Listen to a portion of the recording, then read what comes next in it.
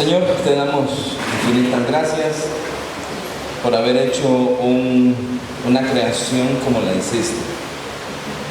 Entendemos que tu huella está por todas partes. Pedimos, Señor, la gracia para descubrir y apreciar ese idioma, ese lenguaje que está inscrito en cada fenómeno de la creación, para saber que nuestro currículo entonces no solo es un libro con una lección, sino la totalidad de tu creación. Ayúdanos con este calor que tenemos, danos una pasión por aprender y motívanos recordándonos los rostros de nuestros estudiantes mientras avanzamos en esta tarde. Ayúdanos, en el nombre de Jesús, por favor lo rogamos. Amén. Amén. Pueden sentarse. Salmo 19, los primeros versículos. Usted lo conoce bien. Los cielos, entonces los cielos hablan, ¿verdad? No hablan como hablamos nosotros los seres humanos, pero dice entonces que narran algo, comunican algo, hablan acerca de algo. Y el cielo está todo el tiempo ahí. Así que el que está ahí es un cielo que cuenta la gloria de Dios. Gracias. El firmamento, vean el otro verbo, dice, anuncia la obra de sus manos. Por supuesto, cuando menciona el cielo y el firmamento se refiere a la totalidad de la creación. No solamente los cielos y el firmamento hablan y anuncian, sino la totalidad de su creación habla de él. Repito, no es que da un discurso audible. De hecho, el salmista dice, un día emite palabra a otro día y una noche a otra noche declara sabiduría. Y luego dice, no hay lenguaje ni palabras. Esto que les estoy diciendo, dice, no es con el lenguaje humano, no es con palabras, ni es oída su voz. Si no es oída su voz, ¿cómo sabe el salmista que un día emite palabra a otro día?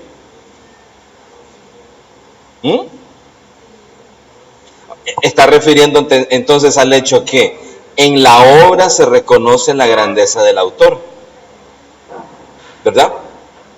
Al ver un cuadro, encontramos sobre la temática, la experticia, la personalidad del artista.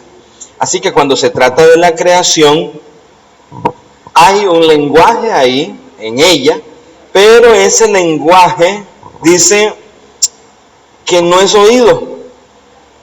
No es oído por varias razones. Una de ellas es porque estamos distraídos y no nos damos a la tarea de escuchar o de atender. Por supuesto, no estoy hablando de estos oídos, ¿verdad?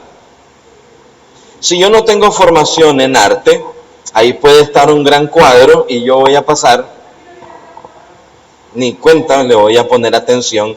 El cuadro está anunciando algo, declarando algo, no audible, pero como yo no tengo formación pictórica, artística, a mí me da igual que está ese cuadro ahí o un rótulo que diga, cuidado con el perro, porque no tengo formación. Entonces, uno de los dilemas es que no tengo formación.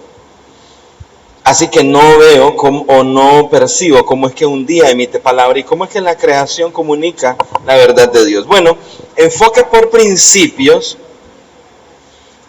me van a despeinar la melena, pero voy a estar más fresco. Prefiero estar con el pelo así para allá, para ustedes, y más fresquito.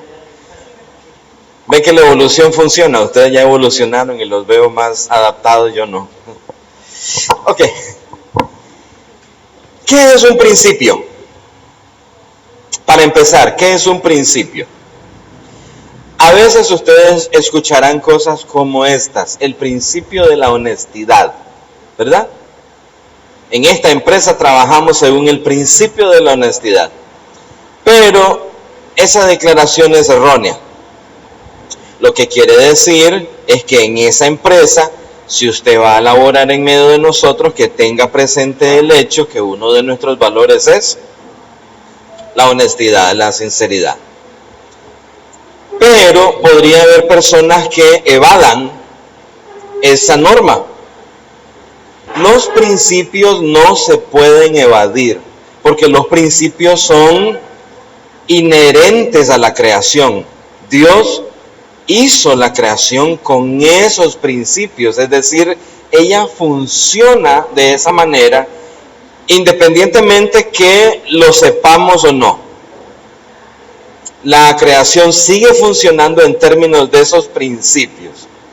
Dos, funcionan por igual para cristianos y para no cristianos. Es decir, un no cristiano vive, recuerden ustedes, en el mundo de Dios, no puede evadir esa realidad.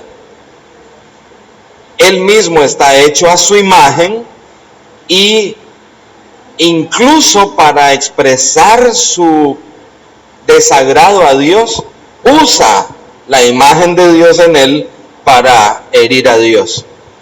Es decir, que ese tipo revela a Dios todo el tiempo por estar hecho a su imagen.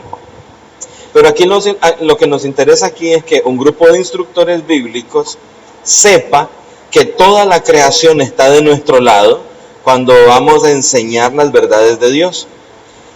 Esta creación no es neutral. Fue hecha por un Dios santo, justo y bueno. Ya lo leímos temprano, ¿verdad? Dijimos que el hombre, con solo observarla, debiera llegar a la conclusión de que quien la hizo tiene un gran poder y debido a ese gran poder es deidad, o sea, es Dios.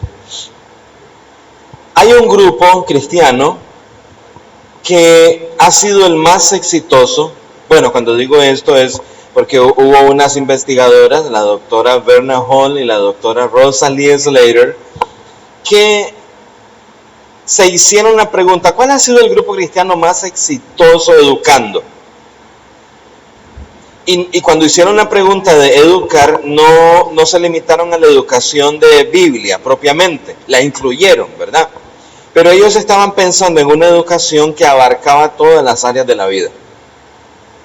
Autores cristianos que hubieran escrito no solamente comentarios bíblicos, sino también tratados científicos, tratados matemáticos, periódicos, diarios, enciclopedias, que hubieran fundado universidades, que hubieran edificado civilización. Ese grupo existió. Su nombre, los puritanos ingleses. Son los redactores tuvieron una gran participación en la redacción de la Confesión de Fe de Westminster. Fueron perseguidos, pasaron a Holanda, donde quisieron desarrollar la gran visión que ellos tenían para sí mismos. ¿Alguien sabe cuál era esa gran visión de los puritanos? En una frase chiquitica. Ellos lo ponían, sus documentos de pacto, de compromiso, eran cositas así chiquitas para que todo el mundo se acordara. La finalidad de los hermanos puritanos y después los peregrinos cuando pasaron a las tierras americanas es ser una ciudad sobre un monte. ¿De dónde viene esa frase? El sermón del monte, ¿verdad? Vosotros sois la luz del mundo. Una ciudad asentada sobre un monte no se puede esconder. Ellos, vean que no la expresión una ciudad asentada sobre un monte es un término social. Cuando dice vosotros sois la luz del mundo, esa es una declaración plural. Yo sé que todos estarán interesados en ser la luz del Señor en lo individual, pero cuando dice una ciudad asentada sobre un monte, esa es entonces que toda una comunidad de creyentes en una localidad brillan como una ciudad. Así debiera ser, la luz de todos juntos y todos edificando cultura. Cuando digo todos edificando cultura es que independientemente de la denominación de los cristianos en una ciudad, aquí ¿cuántas iglesias hay en Comalcalco? La pregunta es tramposa. ¿Cuántas iglesias hay en Comalcalco? caíste. Cualquier hermano que lee su Biblia sabe que solo hay una iglesia, querido pastor. La del Señor, una iglesia. Yo te entiendo, pastor, yo sé. Pero uno solo es su pueblo. El creyente no distingue entre la luz de estos y la luz de otros. Todos los creyentes forman la ciudad sobre un monte. Entonces los puritanos esperaban ser eso en las nuevas tierras americanas. Una ciudad sobre un monte. Y tenían otro título, ser una nación para la gloria de Dios. Ok, ese es otro título, un poquito cuidado. Pedro escribió, ¿se acuerdan ustedes? Vosotros sois real sacerdocio, nación santa. Pedro no estaba escribiendo un poema. Pedro estaba usando un texto bien complicado, porque estaba diciéndole a los creyentes, a todos los creyentes en general, ustedes son una nación dentro de estas otras naciones. Entonces, en México hay dos naciones. Una es este sistema, ¿no?, con sus leyes y sus normas y su economía, y hay otra nación, la verdadera nación. Y este territorio está destinado a ser propiedad de esta otra nación, es la nación de Dios. A veces se borra. Les menciono estas cosas porque los puritanos no tenían una idea centrada en el culto, centrada en mi pequeña iglesia, sino ser una nación dentro de otra nación. Y el Señor los bendijo de tal manera en su esfuerzo que literalmente sirvieron de fundamento para el inicio de lo que llegó a ser conocido más adelante como los Estados Unidos de América. No que esta nueva nación fuera una nación cristiana, sino que esta nueva nación estaba siendo influenciada por esta nación, la nación de Dios. Y si ustedes ven nuestro continente americano, sería injusto decir que los Estados Unidos de América, no como nación secular, sino la nación de Dios en esa nación, ha sido una luz para todas nuestras naciones latinoamericanas.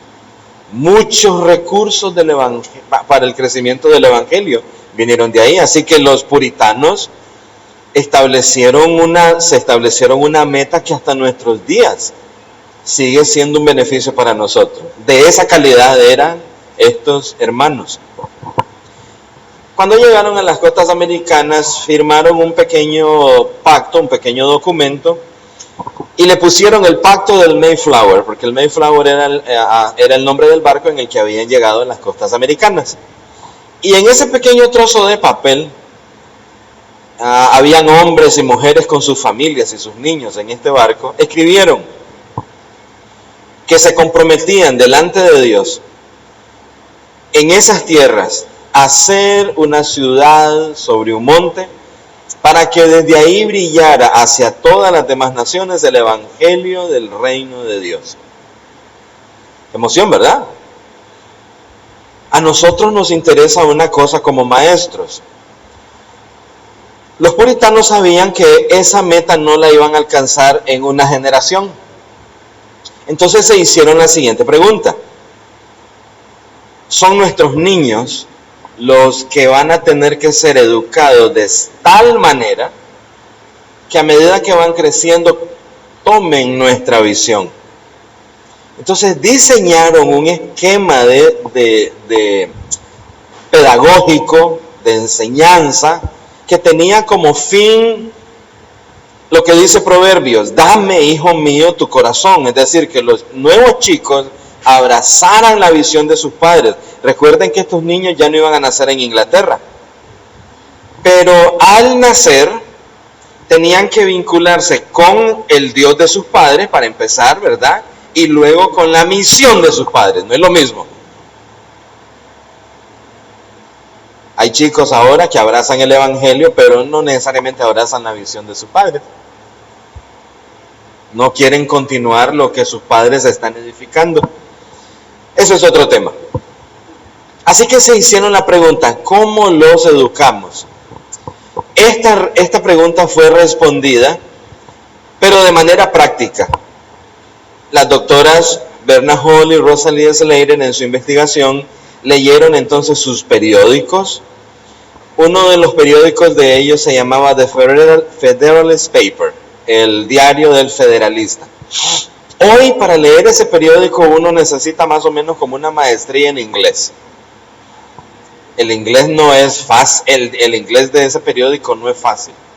Ellos lograron niveles de alfabetización en las ciudades donde estuvieron que hasta el día de hoy no han vuelto a igualarse. ¿Ven lo que les dije temprano? Los expertos dicen que ellos son los que enseñan a leer y a escribir y alfabetizan. Y con todos esos expertos nunca han logrado los niveles de alfabetización que ellos lograron. Ahora, alfabetización no me refiero a que leían algunas páginas de libros. Alfabetización me refiero a que cuando venía una campaña política, el político hablaba por unas 4 horas, a las 2 horas se levantaban todos a almorzar, se iban a almorzar, regresaban y el político terminaba su discurso.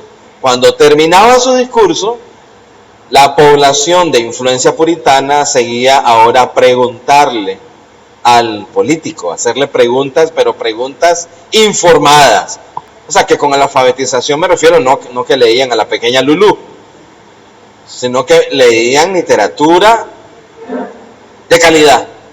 Los sermones de los puritanos están entre los más complejos en la historia sermonaria. Lastimosamente solo se ha traducido de ellos lo que tiene que ver con la oración, ¿verdad? Misiones, y se han dejado de lado sus otros tratados. Los tratados que tienen que ver con política y economía y arte y ciencias. Eso significa que por estos lados todavía estamos más interesados en las partes como la oración y la lectura de la Biblia, y estas otras áreas todavía no son un fuerte para nosotros. Luego de investigar toda esta literatura, las doctoras Berna y Rosalie descubrieron 7 factores comunes. Estudiaron a lo largo de los años, por supuesto, no solo los diarios de un año, sino los de varios años. Y ahora yo estoy listo para decirles a ustedes cuáles fueron esos 7 principios que comprendieron y que entendieron por qué razón los usaban. Repito, un principio no es una norma, porque una norma uno la puede evadir. Un principio no se puede evadir, un principio es inherente a la realidad. Un ejemplo sería la ley de gravedad. Nada tiene que ver si es cristiano o no es cristiano. La ley de gravedad no discrimina. Al cristiano lo voy a traer con menos fuerza al centro de la tierra. O entre mujeres y hombres, entre niños y ancianos. La ley de gravedad es inherente a esta tierra. Cuando un avión vuela, no es que está faltando a la ley de gravedad, sino obedeciendo a otras leyes, la de la aerodinámica. Así que un principio, característica, no se puede evadir.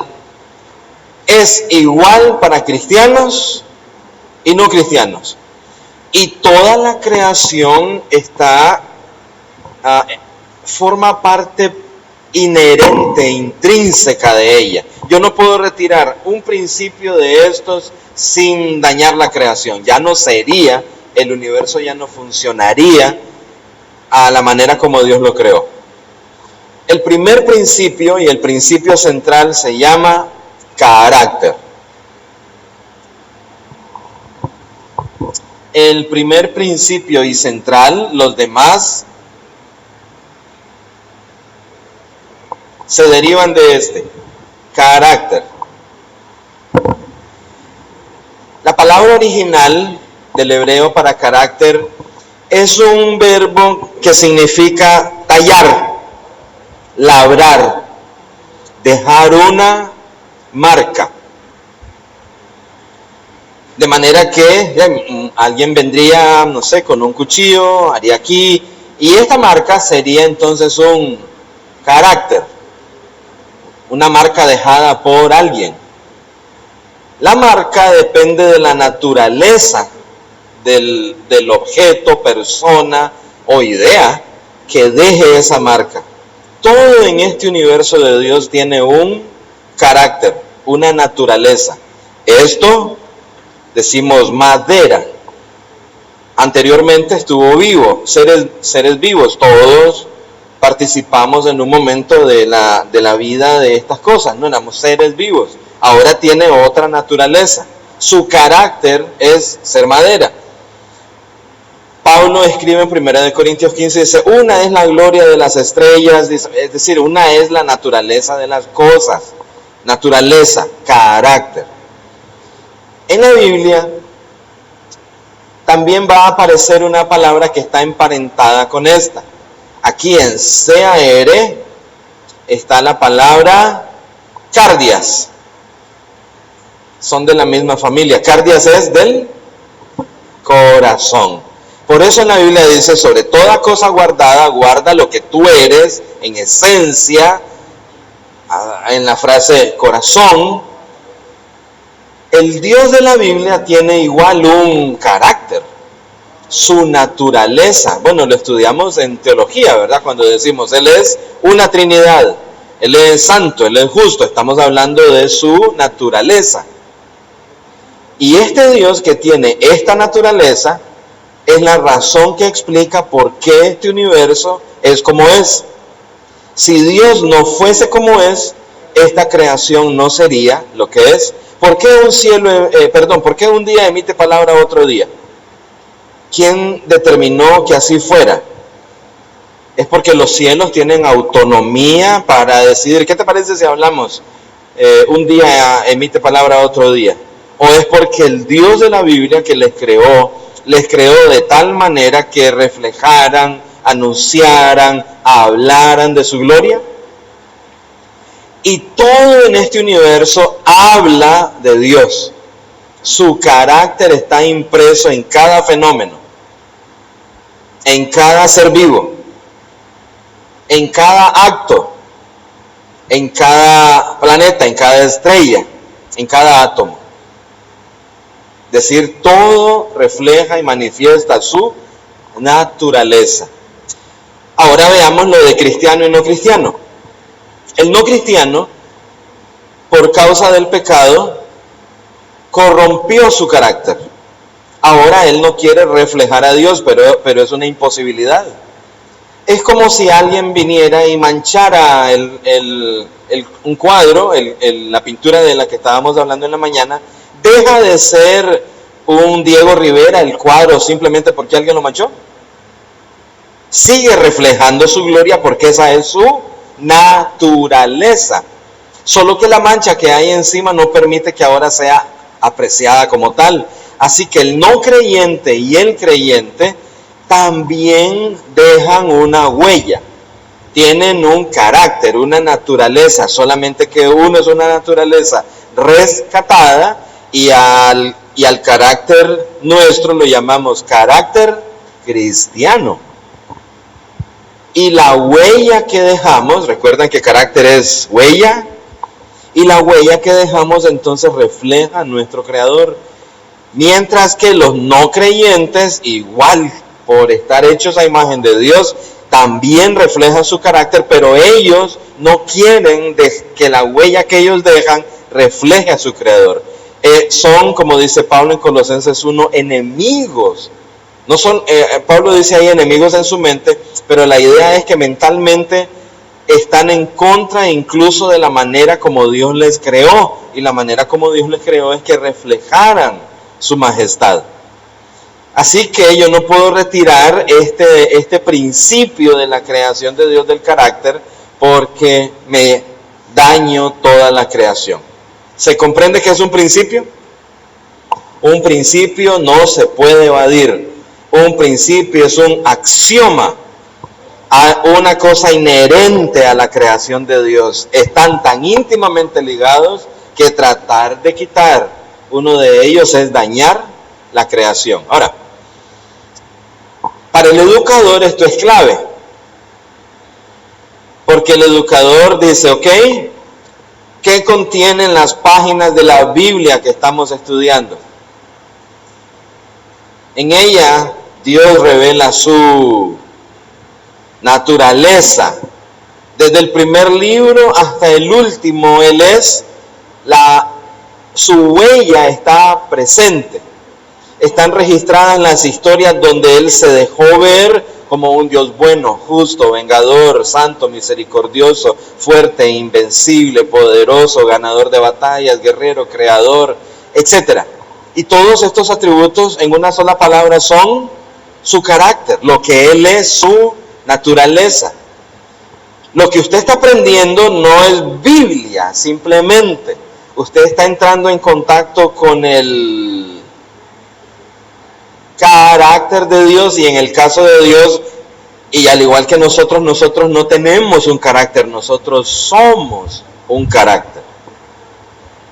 Cuando entro en contacto con mi hermano, en realidad estoy entrando en contacto con un ser que habita en el interior de este cuerpo, y tenemos una interacción de nuestro ser interior que se revela por medio de las palabras, y podemos abrazarme, nuestros espíritus no se tocan, pero nuestras manos de hermano, que Dios te bendiga esta tarde. Pero el verdadero saludo no es el choque de las manos físicas, es la naturaleza renovada en Cristo bendiciendo a otra persona con su naturaleza renovada en Cristo. Carácter, ustedes es un carácter. Y como educador, entonces, dice, esa Biblia es el reflejo del carácter de Dios. Así como Cristo es el reflejo perfecto, la encarnación perfecta de Dios. ¿Saben dónde aparece la palabra carácter en el Nuevo Testamento? Ya la cité, Hebreos 1. Dice, Él es la imagen del Dios invisible. La palabra imagen que aparece ahí es carácter en griego. Entonces, el carácter de Dios es Cristo. ¿Lo repito? El carácter de Dios es Cristo. La huella que Dios deja en sus actos, entonces, es Cristo. Es su persona. Sea que estés estudiando Biblia, o que estés estudiando ciencias, o que estés estudiando matemáticas, el carácter de Dios está presente.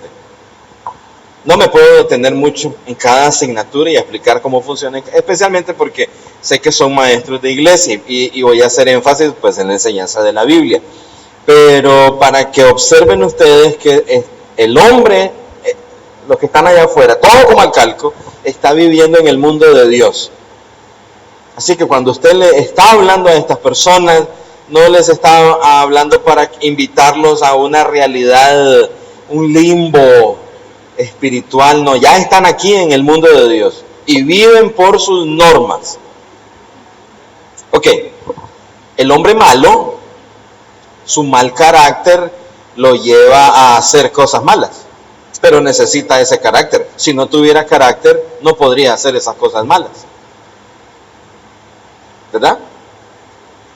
El hombre malo odia a su prójimo, pero necesitó ese carácter. Malo, a fin de cuentas, pero vive por él. De lo contrario, no estaría vivo. Tiene una naturaleza. Este Dios santo, con este carácter, ha hecho una creación donde todo es único. Cada átomo es único, cada nube es única, cada país es único, cada persona. Se me olvidó sobre carácter. En inglés, para los que sepan inglés, cuando a un artista lo llaman y le dice, queremos que encarnes al personaje, no sé, de Romeo. Tú serás Romeo. Y entonces en la película aparece la lista de los artistas y el personaje. ¿Han visto en inglés cómo se llama personaje? ¿Lenin? Character. Entonces dice Leonardo DiCaprio, character Romeo. Él asumió la naturaleza de ese personaje y entonces ese es el personaje. En el caso nuestro no estamos haciendo una obra de teatro. Character es lo que somos. ¿Ok? Segundo principio, entonces, todo lo que Dios ha creado es único. Me imagino que aquí hay alguna María, ¿verdad? Más de alguna de ustedes se llamará María. A ver, una mano. ¿Quién se llama María? No, no mi hermana del teléfono. No, no hay ninguna. Casi siempre hay algo de un nombre muy común. Luis ya se fue, quien estaba por aquí. Por ahí anda. Luis. Habrá muchos Luises en México, pero solo el nuestro está aquí. Digo el nuestro para distinguirlo, ¿verdad? Habrá muchos Luises que tengan la edad de Luis, pero no las experiencias de este Luis. Habrá muchos Luises y no todos serán cristianos como este Luis. Ni con los padres de este Luis. En pocas palabras, no hay otro Luis como ese que está ahí, en ese muro. Dios lo creó, permitió su naturaleza, su carácter, para cumplir un propósito en él. Cuando nuestro alumno entiende que él no es una fotocopia, otro ser humano, otro número, sino alguien diseñado por el Señor con las experiencias justas y necesarias para llegar a cumplir su llamado, entonces estamos en presencia del principio de individualidad. El principio de individualidad dice, soy único, no hay otro yo. Dios me ha salvado. El no cristiano también se reconoce como individuo. Él sabe que él es él y que no es el otro. Dice, soy yo. Claro, su mal carácter le lleva al principio, o más bien a la contraparte de este principio que sería el individualismo. La individualidad cristiana reconoce la individualidad de otros. ¿Tú eres mi hermano, dijiste? ¿Cómo te llamas? Tito, ¿eh? Bueno, Tito te dice. ¿O es tu nombre? ¿Es tu nombre, Tito? Genial. Reconozco la individualidad de Tito, los dones de Tito, el llamado de Tito. No necesito los dones de él. ¿Para qué? No pone en amenaza mi individualidad, yo sigo siendo yo. ¿Verdad? En la enfermedad del individualismo, me reconozco yo, pero no reconozco a los demás. Y en la creación de Dios, entonces, cada persona es diseñada por Él, cada fenómeno, cada nube, cada montaña. No hay otro Popocatépetl, no hay otro océano Pacífico, no hay otro planeta Plutón, no hay otro Marte, no hay otro átomo oro, no hay otro átomo Urano, no hay otro epitelio gástrico, único. Y lo estudiamos como un fenómeno único. Oye Israel, Jehová vuestro Jehová, uno es. Es una individualidad muy particular, ¿verdad? Porque subsiste en tres distinciones personales, Padre, Hijo. Entonces el principio de individualidad es, Pedro es único, Juan es único, el libro de Gálatas es único. Alumno, tú eres único, diseñado para un propósito único, por un Dios único, para un momento de la historia única. Usted ya no va a nacer más, ¿verdad? No creemos en la reencarnación, usted ya no va a nacer más, no nació antes. Dios diseñó que tu individualidad la vivieras en este tiempo. ¿Cómo te equiparás? ¿Cómo te perfeccionarás? Es el verbo griego. ¿Cómo aprenderás para cumplir tu llamado en el tiempo que Dios así lo ha determinado? Sin embargo,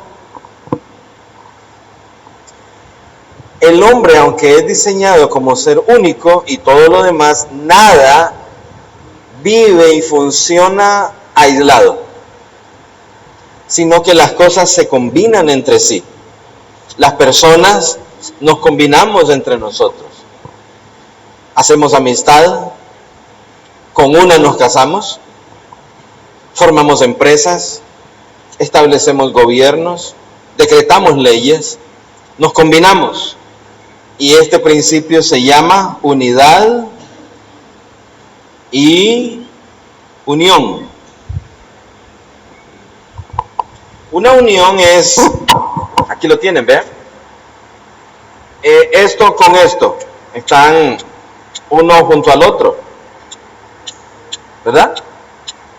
Pero esto no está diseñado para simplemente estar junto a, sí están unidos, ¿verdad? Pero hay un diseño que es que esto debe estar aquí, y entonces ya tengo no solamente unión, sino unidad, porque esto está cumpliendo un propósito para beneficio de esto. Él podrá ser el que escribe, él se lleva todo el crédito, pero sin esto, en cuestión de unas horas, agarro esto y ya... Nunca agarro esto para escribir, ¿verdad? Es humilde su ministerio.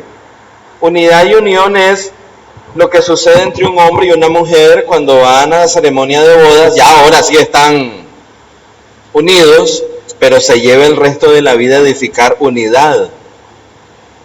¿Me explico?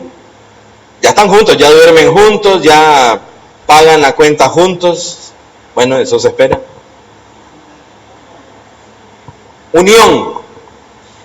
Aquí estamos todos en unión, unos junto a otros, pero lleva un tiempo alcanzar unidad. Una iglesia, empieza la gente como unión, nos sentamos juntos, allá estoy junto a ti, pero alcanzar unidad, una iglesia, lleva tiempo. Y un liderazgo que trabaja para unidad y no solamente para, a ver hermanos, para que haya más unidad, péguense más, para que todos nos sintamos unidos. No, así estaríamos más pegados. Pero la unidad tiene que ver con el reconocimiento de funciones y llamados cada uno para que entonces cada quien haga lo que tiene que hacer. Los no cristianos igual buscan unidad unos con otros, pero para el mal. Pero no pueden negar el principio. ¿Ya vieron? En nuestras leyes decimos que cuando un delincuente busca a otro para cometer una fechoría, dice, el juez dice, y se les acusa de... Bueno, complicidad, pero el término exacto del crimen es asociación para delinquir. Y alcanzan unidad, algunas bandas pasan muchos años haciendo mucho daño porque se vuelven expertos, alcanzan una gran unidad, pero para el mal, pero no pueden negar el principio. Ahí está el borracho en la noche contando su plata y dice, esto, su mal carácter, ¿verdad? De borracho, dice, esto para ir con los cuates. Él quiere unidad. No le basta con emborracharse solo. Dice, no, yo quiero, ¿qué sentido tiene emborracharme solo? Si busca unidad para el mal, pero siempre cumple el principio. El principio entonces no hace distinción entre cristianos y no cristianos. Hay algo, no es seminario matrimonial, pero hay algunos matrimonios que duran bastantes años juntos y logran muy poco índice de unidad cada año. Crecen poco en unidad, ya compraron refri, ya compraron casa, ya compraron carro, pero su índice de unidad nunca experimenta. Bueno, unidad es, y seréis una sola carne. Esa es unidad.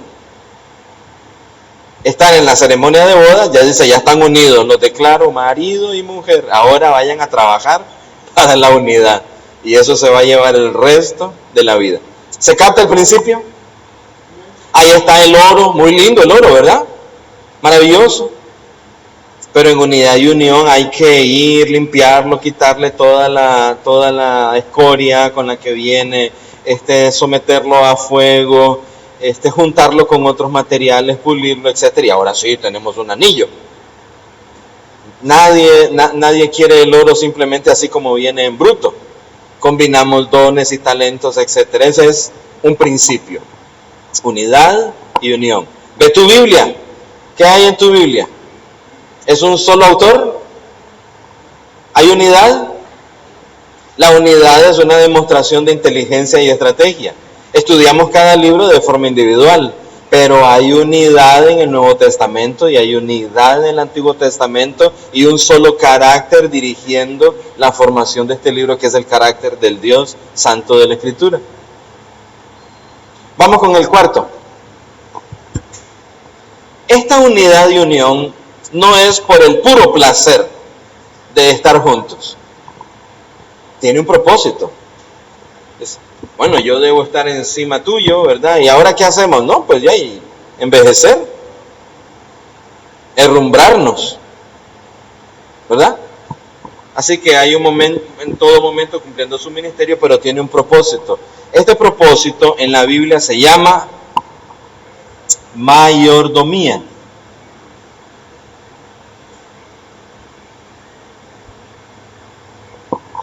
Dios dijo de su creación que era buena en gran manera, pero era incompleta. No había electricidad, no había computadoras, no habían aviones, no habían barcos, no habían automóviles, no habían vacunas. Había todo un mundo por descubrir.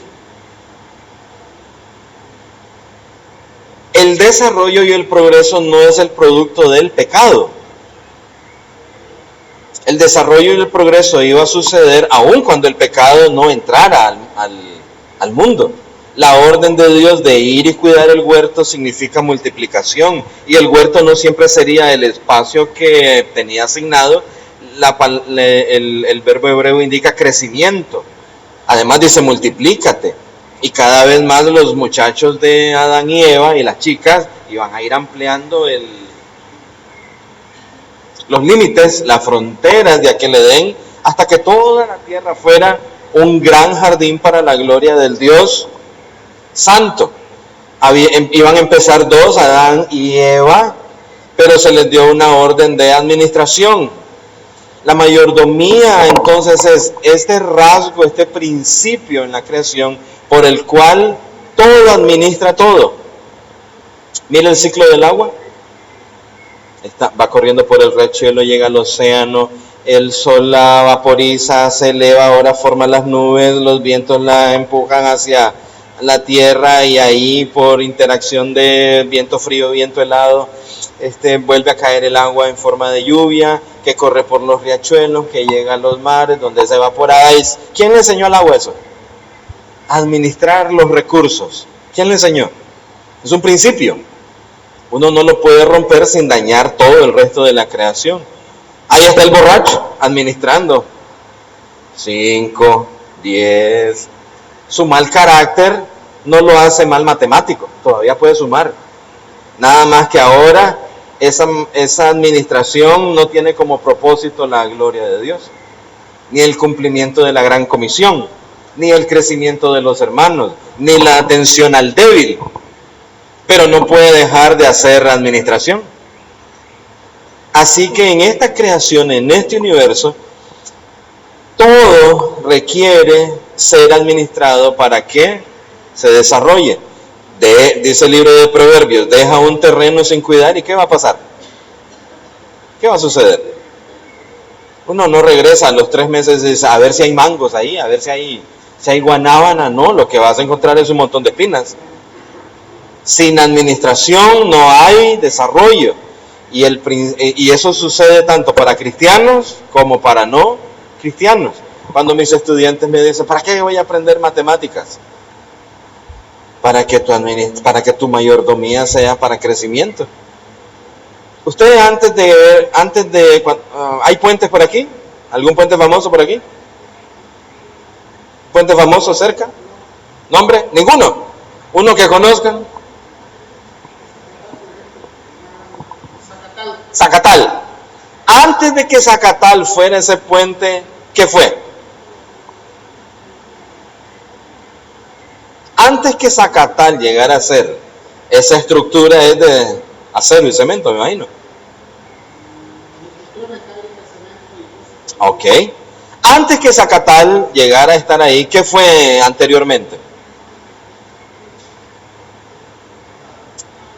Cálculos numéricos. Puros cálculos. Líneas en un papel. Saber cuál debía ser estas cosas, cuál debía ser el ángulo de los arcos del acero para soportar el peso. Es decir, no fue que un día pasaron por ahí y dijeron, hacemos un puente. ¿Qué te parece? Trae piedra, trae acero, ahí lo vamos poniendo, lo vamos tirando y salió el puente. No, primero hubo un enorme trabajo de administración, cálculos, presupuesto, números. La mayordomía tiene que ver entonces con el hecho de prever. Y si se hace en unidad y unión, entonces tendremos desarrollo y tendremos crecimiento. Una vez más, la mayordomía, el nombre específico, mayordomía sí nos cae a nosotros los cristianos, porque mayordomía es que no nos declaramos dueños de lo que administramos, y lo que administramos es para la gloria de Dios. El no creyente no lo podría llamar mayordomía, sino más bien una administración en la que su mal carácter imprime su proceso de mayordomía. Así que el propósito no es ni la gloria de Dios ni el crecimiento del pueblo de Dios.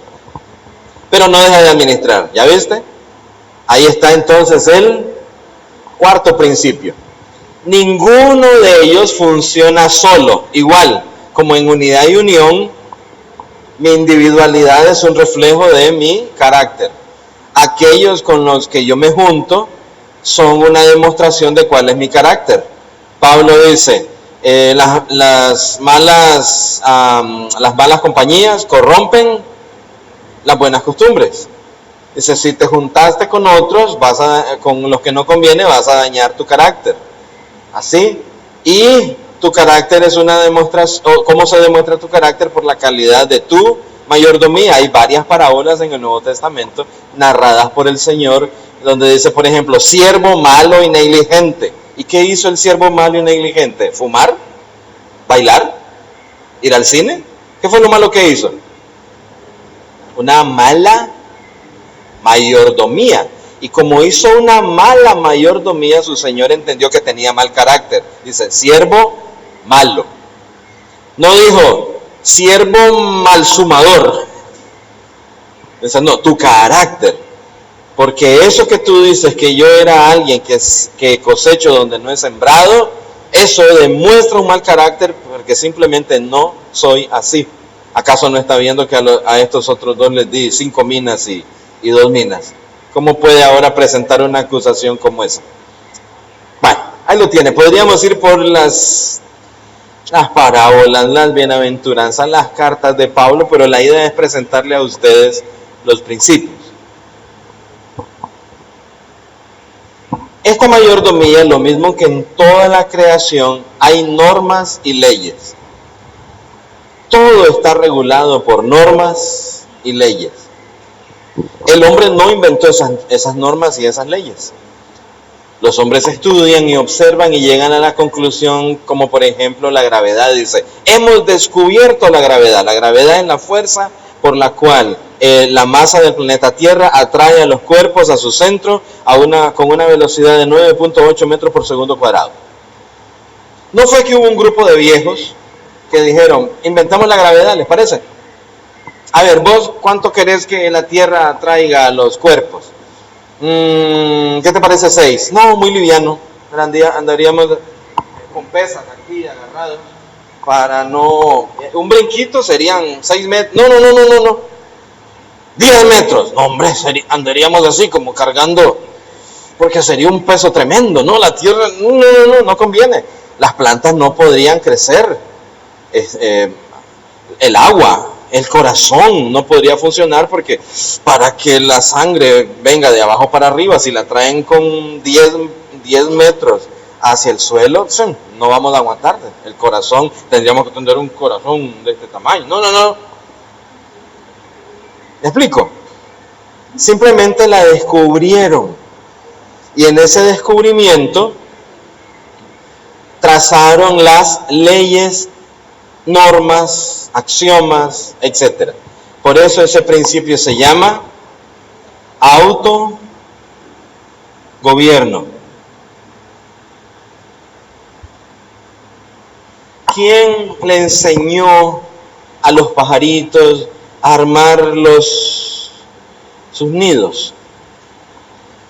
Siguiendo normas de su código genético interno, llega el momento en que se aparean. Ellos no pueden explicar cómo, pero viene de dentro, viene la orden, la ley, y van a llegar a nunca he visto un montón de pájaros reunidos tomando una clase de algún pájaro más experimentado. O sea, así como se arma un nido, muchachos. La Tierra girando alrededor del Sol en un periodo de... ¿Cuánto se lleva dar la vuelta alrededor del Sol? 365.2 días, y cada 4 sumamos el punto 2, lo redondeamos para el año bisiesto. Entonces, ¿quién le enseñó a la Tierra? Suave, Tierra no, va muy rápido, Tierra, así va bien, va bonito. Y vaya dando vuelta, ¿verdad? Para que se puedan hacerlo. ¿Quién enseñó a la Tierra estas leyes? Leyes del movimiento planetario, cuando Johannes Kepler las descubre, un cristiano por cierto, descubre estas normas y las enuncia. Todo está sujeto a normas, principios y leyes. Cuando digo a mis estudiantes, pase a la pizarra y demuéstrele a ese ejercicio que usted domina las leyes. ¿Por qué mi estudiante puede resolver el ejercicio que hay en la pizarra? Porque conoce las normas y simplemente va a hacer valer las leyes, y el resultado es que el ejercicio inclina su cabeza y queda sojuzgado. Y le pregunto, ¿por qué pudo responder usted el ejercicio? ¿Porque es muy inteligente? ¿Porque es guapo? ¿Por su posición socioeconómica? ¿Porque oró? Dice, no, profe, lo pude resolver porque domino las leyes de las matemáticas, las entiendo. ¿Me explico? Cada hombre está llamado a gobernarse por alguna ley. Lo que pasa es que los cristianos nos gobernamos por la ley de Dios y los no cristianos por la ley que inventan. Pero nadie puede vivir sin gobierno interno. Cristianos y no cristianos por igual. El problema es cuando ellos quieren imponernos leyes y normas de su rebelión y quieren que nosotros las guardemos como ellos. Pero ese es otro problema. Autogobierno, entonces cuando estamos con las normas, ¿dónde requiere autogobierno en el estudio de la Biblia? Bastante autogobierno. ¿En qué rama del estudio bíblico requiere bastante autogobierno? Para no ver en la Biblia cualquier capricho que usted quiera ver y sujetarse a las normas de esa ciencia para así interpretarla correctamente. ¿Cómo se llama esa ciencia? Bueno, exégesis es el ejercicio propiamente literario, textual, pero la rama total, hermenéutica. Hay unas reglas ahí y usted sigue las reglas y el texto dice, oye, interprétame. Pero sigue las normas. Es que yo soy un cristiano muy libre. No seguiré las normas. Entonces va a poder hacer que el texto diga cualquier capricho que uno quiera. Así que hay autogobierno en las ramas de la ingeniería, hay autogobierno en matemáticas, hay autogobierno en nuestro planeta Tierra.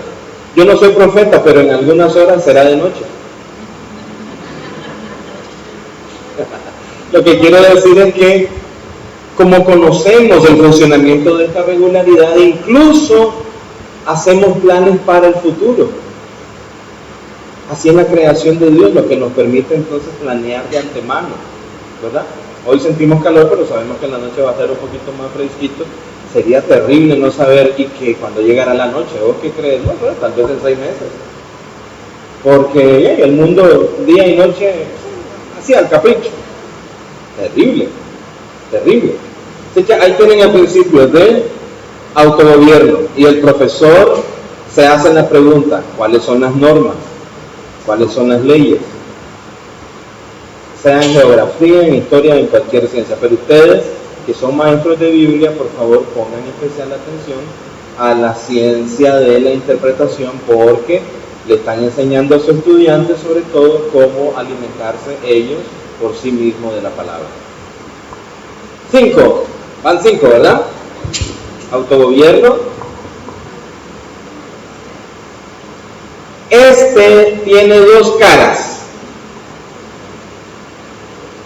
En ciencias se conoce con el nombre de estructura y función, pero nosotros lo llamamos poder y forma.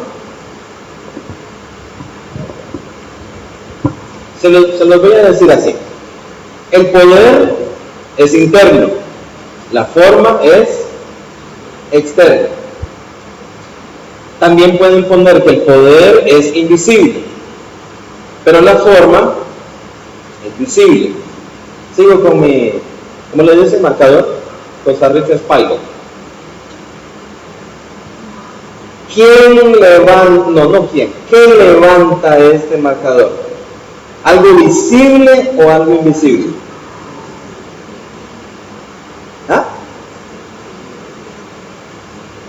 Bueno, con poder y forma usted dice, el brazo es la estructura visible, pero en realidad está siendo levantado por la contracción voluntaria de los músculos acá, que es por el movimiento del calcio, etc. Pero en realidad es una decisión de alguien de levantar. Es decir, mi brazo por sí solo no anda levantando marcadores. Imagínense que yo estuviera aquí hablando hacia allá y mi brazo empieza a levantar él. Yo no me estoy dando cuenta, ¿verdad? Y qué bueno, hermano, con verlo, y me volteo y digo, ¡oh! Mi brazo está levantando un marcador. Bueno, cuando lo baje, continuaré yo mi vida normal. La estructura externa obedeció el poder interno. ¿Me explico? ¿Qué mueve a un planeta a girar?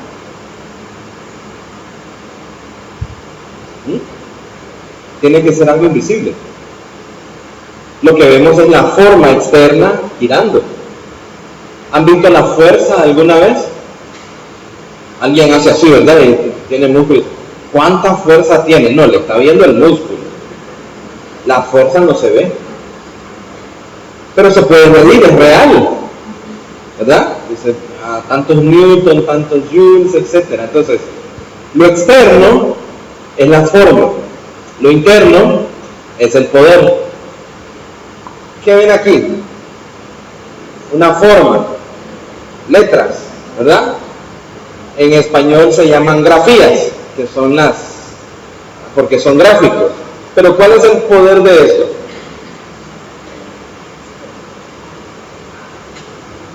El significado. ¿De qué vale que yo ponga la grafía si usted no sabe qué comunica? Es decir, la grafía externa no garantiza que usted va a entender de qué se trata. ¿Por qué un profesor tiene que escribir y explicar? Escribir individualidad sin haber explicado al principio, ¿qué dice ahí individualidad? ¿Qué será eso? No sé, algún bar donde se reúnen individuos a comer. O debe ser un nuevo plato de comida donde le sirven a uno individualmente en platos el arrocito, los frijoles, la carne. ¿Me explico? Lo externo no garantiza que entendemos lo interno. Entonces, por ejemplo, en español lo externo son las oraciones, el poder es el mensaje, lo que no se ve. Pero el mensaje tiene un gran poder, ¿verdad? El libro de Proverbios dice, en la lengua hay poder para dar vida y para quitar. Se refiere al lenguaje. ¿Por qué una persona se hiere si le digo, sos bruto? Debiera decir, qué formas más interesantes. Formas de soy bruto. Si me fijo solo en la forma, pero vean que la persona no se fija simplemente en la forma, sino que dice, ¿cómo que soy bruto? Le hiere el significado interno. Lo que le daña es el poder, especialmente si se acompaña con algo de gracia, ¿verdad? Es un soberano.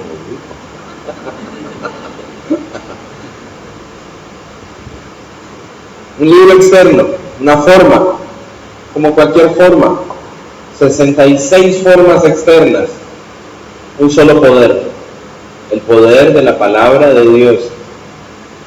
Este libro no es como espada de dos filos, nunca he tratado de matar un toro con ella, pero el poder que tiene dice que es como espada de dos filos, penetra hasta partir el alma, separar el alma y el espíritu y discernir los pensamientos y las intenciones del corazón. Pero el libro no está hablando del libro, está hablando del poder interno.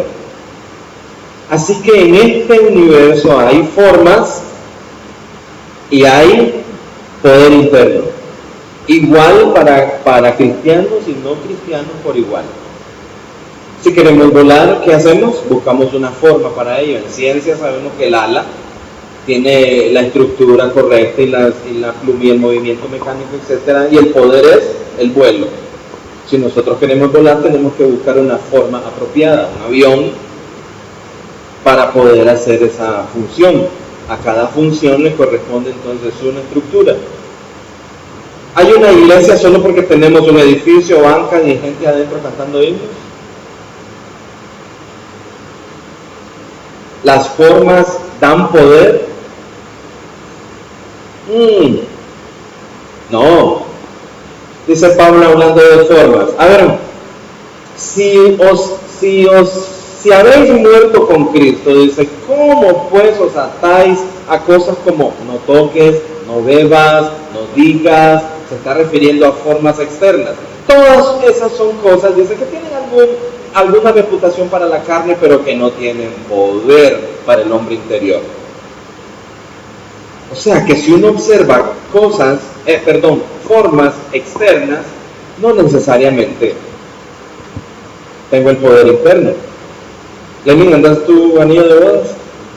No. El anillo de bodas es una forma. Si le pido el anillo de bodas a alguien y me lo pongo, ¿estoy casado con esa señora?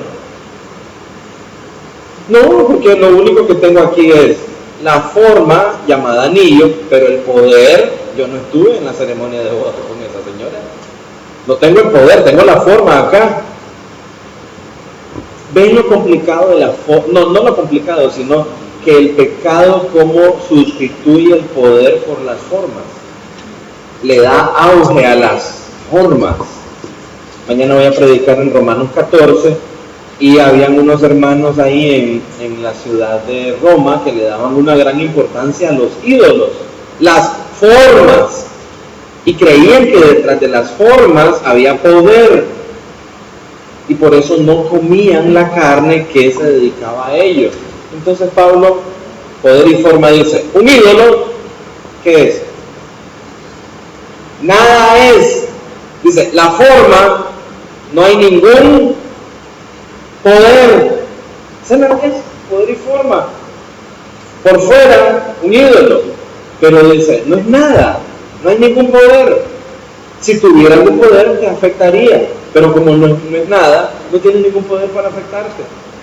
Pero los seres humanos somos así, inventamos formas. ¿Vieron Romanos 1? ¿Qué montón de formas? Dice, cambiaron la gloria de Dios por la forma de cuadrúpedos, hombres corruptibles, etc. Los hombres somos así. En lugar de buscar el poder santo, verdadero y significado verdadero, preferimos formas externas. Y claro, como las formas las podemos manipular, nos sentimos más orgullosos porque yo tengo esta forma y tú no. Yo soy más santo que tú porque yo la forma la trato con más cariño. Así que mucho cuidado con este principio. Está por todas partes. Nos queda el último. Recuerden, por favor, recuerden. Los separamos simplemente para poder explicarlo, pero en la creación funcionan de forma unida, completa, unos con todos. Si yo abrazo la forma, ¿cómo es mi carácter? Si abrazo como estos hermanos que dicen, un ídolo, mejor no como la carne sacrificada a los ídolos porque me va a afectar espiritualmente, entonces su carácter, dice Pablo, es débil. No lo digo yo, lo dice Pablo. Siempre tiene carácter, dice, pero es débil. Hermano, no lo digo yo, lo dice Pablo. Dice carácter débil. Claro, la palabra que usa es conciencia, débil. Tu ser interior es débil. Tú crees que la forma tiene poder. Un ídolo nada es en el mundo. Bueno, esa es la predicación de mañana y completo el texto para seguir el argumento. ¿Sí, hermanos?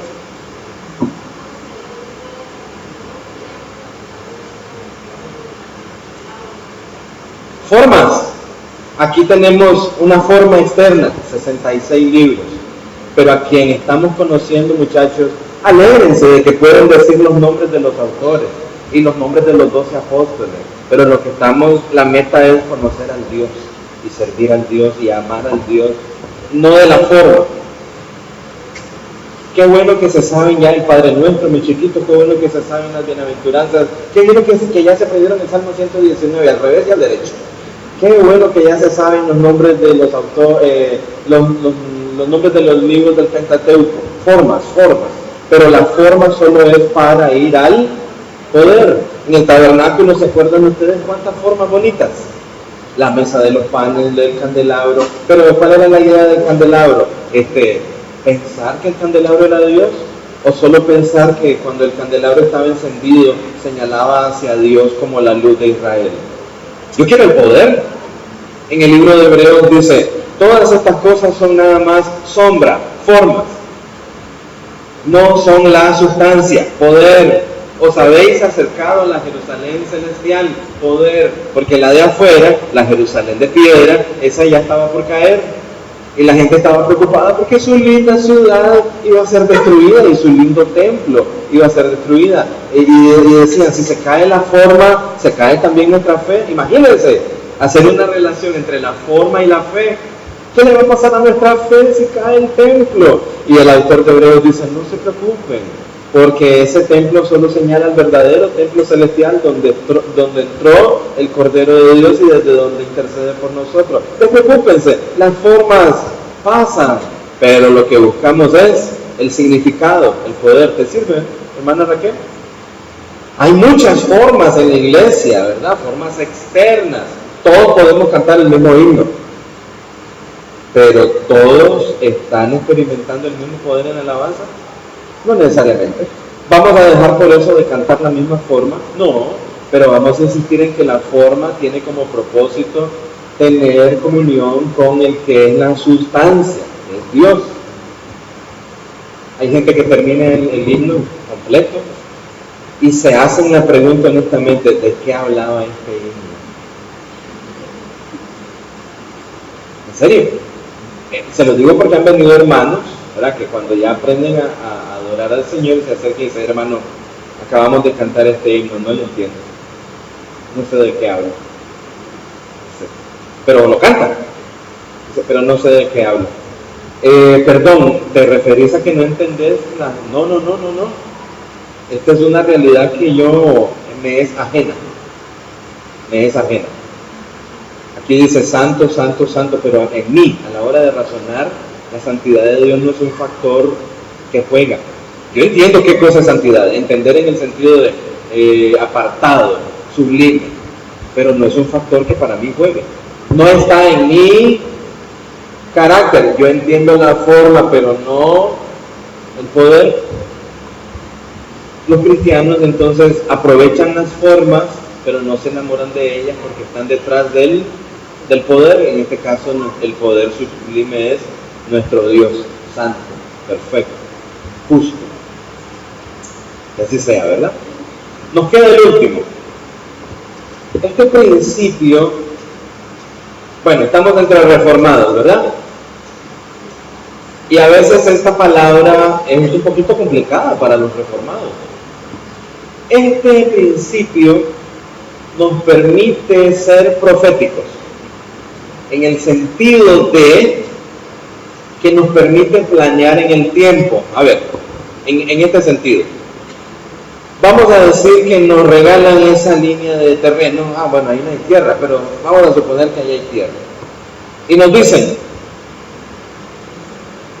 dentro de un año vamos a tener nuevamente esta reunión y el refresco que vamos a tomar será de aquellas frutas cuya semilla usted siembre. Y nos ponemos de acuerdo nosotros y decimos, ¿qué fresco queremos tomar dentro de un año? Vean que estamos hablando dentro de un año.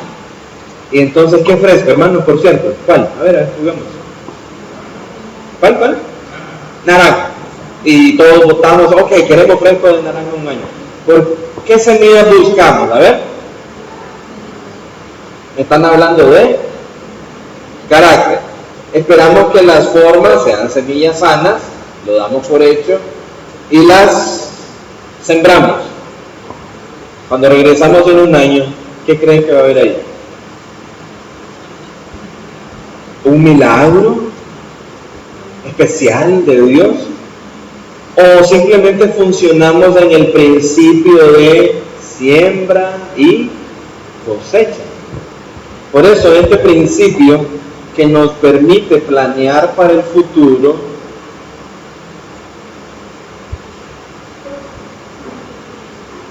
se llama siembra y cosecha. Ahora, la semilla que yo escojo es un reflejo de mi carácter. Cuidar esa semilla requiere trabajo de mayordomía. Esta cosecha que quiero producir la quiero para beneficio de no solamente mío, sino de muchos, para formar unidad. ¿Me explico? Siembra y cosecha es que yo digo, me quiero llevar bien con Tito, quiero desarrollar una relación de amistad. Este es un nombre de Dios. Tendré que sembrar semillas de amistad. Y eso no es poético, está en el libro de Proverbios que dice, el que quiera ser amigo debe mostrarse amigo, cada cosa según su género. ¿Quieres cosechar amistad? Vas a tener que sembrar amistad. Vas a tener que sembrar perdón. Cuando los maestros dicen, miren, a nuestro maestro les está haciendo falta esto y esto, están hablando de que hay que producir cierta cosecha, ¿verdad?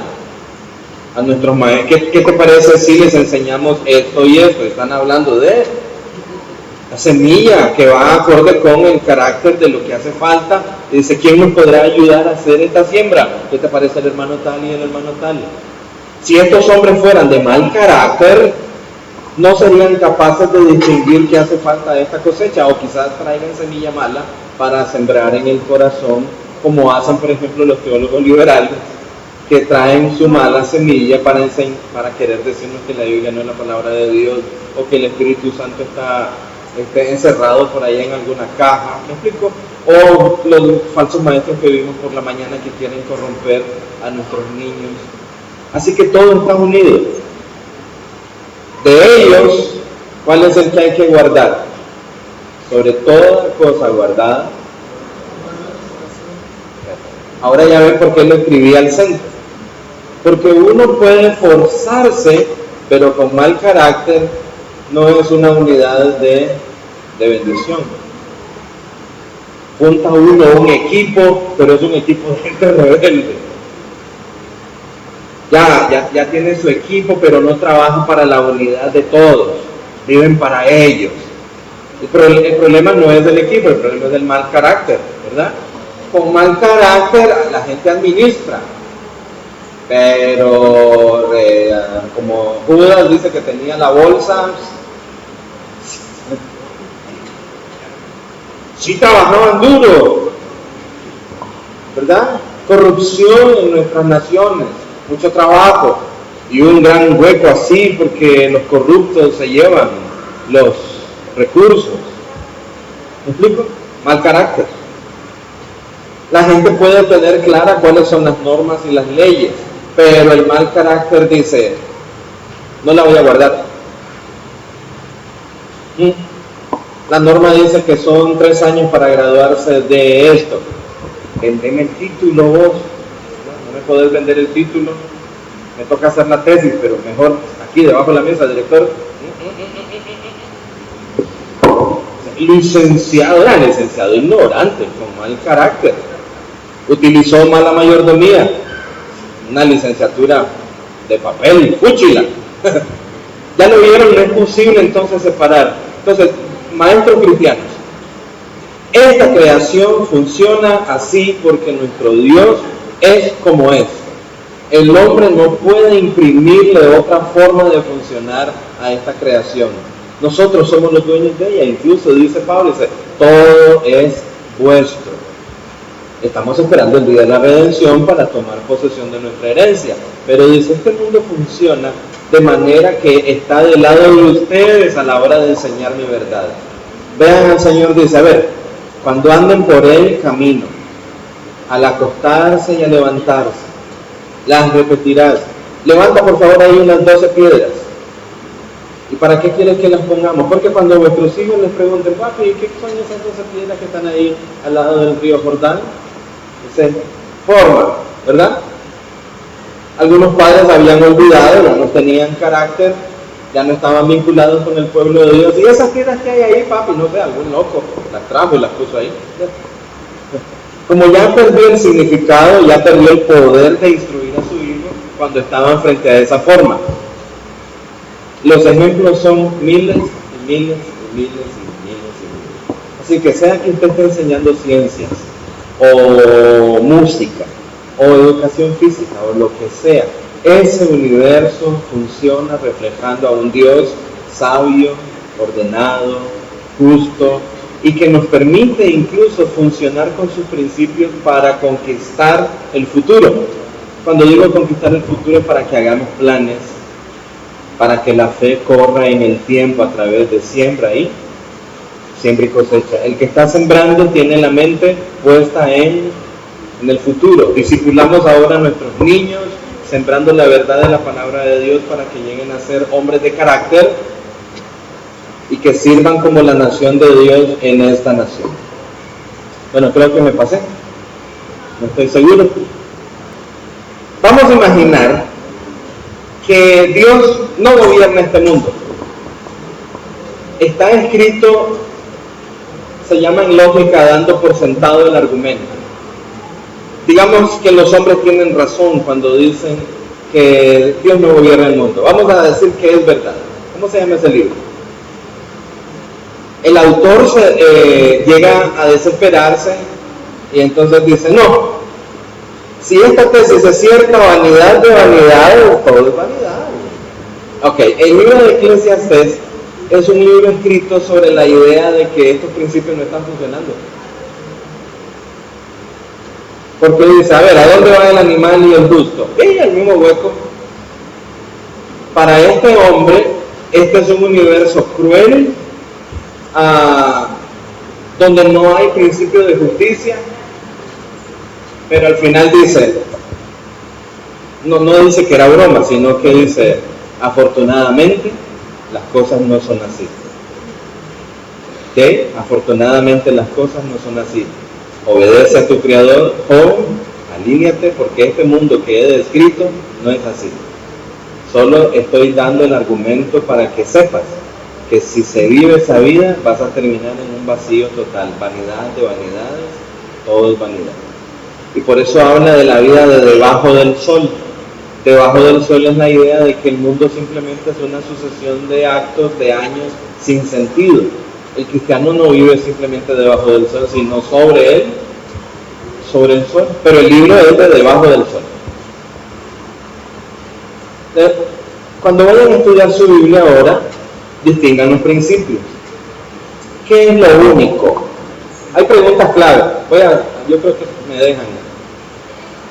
Aunque ya, yo veo que nadie me hace cara, así que yo sí.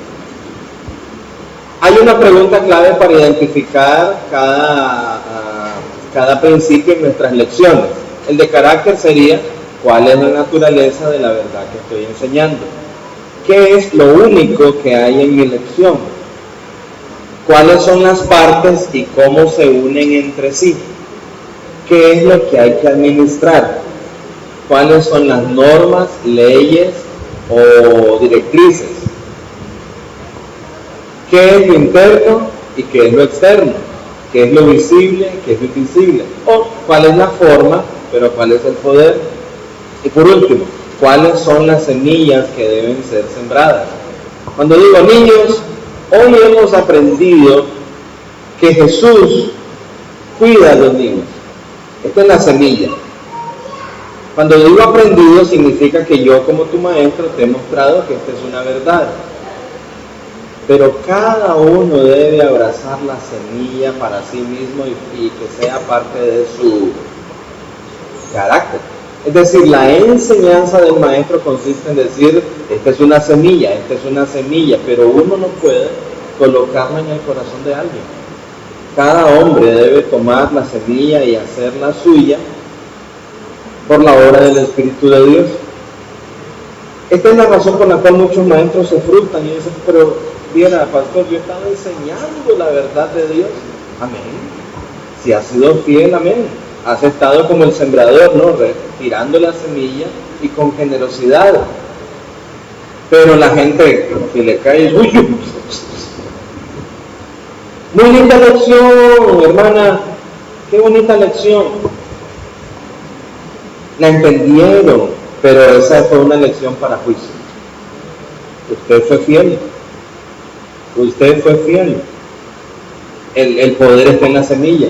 Ustedes muestran con fidelidad, pero es el Espíritu de Dios el que mueve el corazón para que aquella persona, aquella semilla que usted ha lanzado, la tome y la guarde en el lugar donde debe ser. Usted no puede hacerlo. Ni siquiera yo como papá puedo poner semillas en el corazón de mi hijo. Solamente puedo ponerlas. Pero el Espíritu de Dios dirigirá a esa persona a esta es mi semilla. Esta es la verdad de Dios. Dice, sobre toda cosa guardada. Ay, tendré un pancito para... Perdón. Gracias. Estoy bromeando, hermano. Me explico. Midamos nuestro trabajo por fidelidad, hermano. Así que decimos, niños, esta mañana yo he lanzado semillas y oro al Señor que usted recoja las que usted dice, estas no se me van. Si dice no, ore al Señor que mueva su corazón para que agarre la mejor semilla. No dice Pablo, quiero que anhelen los mejores dones, que Él produce el querer como el hacer. Pero a veces damos por hecho que por el hecho de haber enseñado algo hemos sembrado la semilla. No, hemos tirado la semilla con generosidad. Preparémonos bien, que sea agradable, que sea ordenado, señalemos los principios, pero el fruto, ahí está su nombre. No conozco los nombres de todos, pero sería algo más o menos así. Marlene regó, Lenín sembró, el otro abrió surco, pero el crecimiento lo da Dios. Bueno, no tengo más. El texto, a ver, ¿en qué libro está? Dice, cuando la sabiduría entrara en tu corazón y la ciencia fuere grata a tu alma, la discreción te guardará, te preservará la inteligencia para librarte del mal camino, de los hombres que hablan perversidades, que dejan los caminos derechos para andar por sendas tenebrosas, que se alegran haciendo el mal, que se huelgan en las perversidades del vicio, cuyas veredas son torcidas y torcidos sus caminos. Ciencia es conocimiento. En el libro de Proverbios, ciencia, pero es una ciencia asociada con la sabiduría de Dios en el capítulo 2.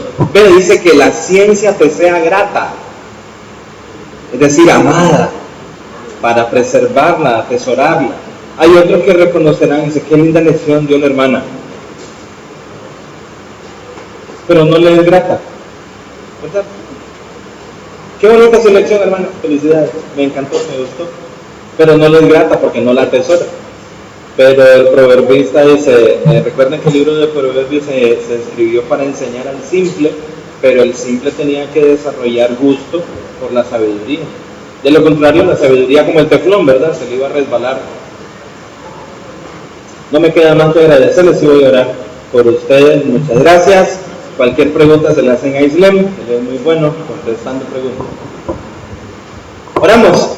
Gracias por el privilegio, hermanos, de su atención. Espero que estos principios te ayuden cuando estás planeando tu lección y te hagas las preguntas clave. No sé si las captaron. ¿Cuál es la naturaleza de la verdad que estoy enseñando? ¿Qué es lo único en mi lección? Único que es singular, ¿verdad? Lo distintivo. ¿Cuáles son las partes y cómo se juntan entre sí para formar unidad? ¿Qué es lo que hay que administrar? ¿Cuáles son las normas, leyes y directrices? ¿Qué es lo externo y qué es lo interno?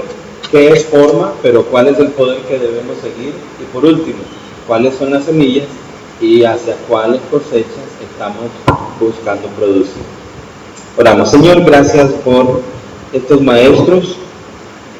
Te damos gracias sobre todo por ti, que eres un maestro que creaste un aula inmensa en la creación, un aula que funciona según tus normas o principios, y no hay hombre que no haya experimentado una creación ordenada, con causa y efecto, con relación de causa y efecto, o siembra y cosecha como la conocemos, la relación que existe entre lo externo y lo interno y sobre todo el carácter. Señor, gracias por crear un universo así, porque entonces ahora entendemos por qué razón dices que el hombre te conoce, porque vive en tu universo, no hay forma de evadirlo, no hay forma de escapar a la manera como funciona. Por favor, haz que estos hermosos maestros se aprovechen de esa característica para mostrar tu verdad cuando enseñan el documento sagrado que interpreta esta creación. Hemos leído los primeros versículos del Salmo 19, un día y te palabra otro día, pero cuando llegamos al versículo 7 dice: la ley de Jehová es perfecta que convierte el alma. Es decir, es por tu palabra que nos damos cuenta qué es lo que un día emite al otro día y qué es lo que cada noche dice con respecto a tu gloria. Gracias una vez más por tu palabra, por revelarte, por manifestarte. Así que ahora sabemos qué es lo que la creación comunica, y sin ninguna pena estos docentes tengan el arrojo, la audacia, la valentía de enseñar a sus estudiantes con entusiasmo, sabiendo que no les están enseñando simplemente religión, sino la totalidad de tu verdad para la gloria tuya. Oro que les guardes. Gracias por los hermanos que les aman lo suficiente como para organizarles un periodo de entrenamiento. Llévales con bien a sus hogares y que sus estudiantes sean muy bendecidos con el ministerio de Dios. En el nombre de Jesús oramos. Amén. Un abrazo.